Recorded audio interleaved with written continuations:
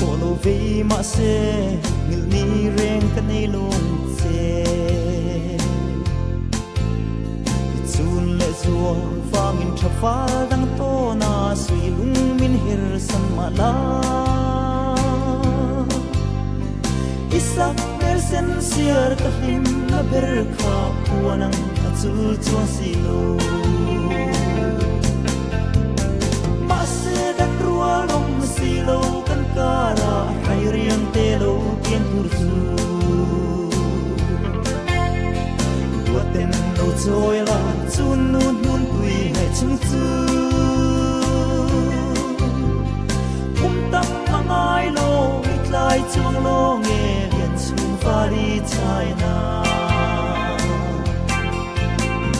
khasen kan in si se prual om lo mangai ta par thia pun min don ve hianin karing thin sui lung chu hel to ma la an sui fiar tui le chada khan min ngai chang tam ve ang ma se dan ruwa long si lo kan kara thai riang te lo piang tur chu waten lo choi la chun nun nun tui ngai chung chu tam angai lo itlai chung lo nge lian chung fali chai na chun le zua ten thiam ten i to nan ka sak sel thin ma se ka lo ringai lo thawal dang to na sui lung min her sam chu ka lo ra chiang lo ani in din hum in lo sang lua e mani ma se dan ruwa long ma si lo kan kara hai riang te lo tiang tu chu waten lo choi la chun nun nun tui ngai chung chu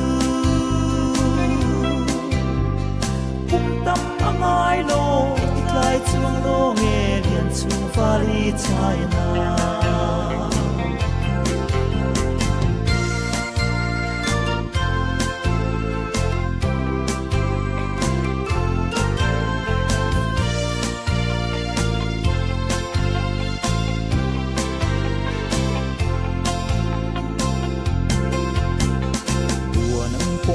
hian kan moi to lul lo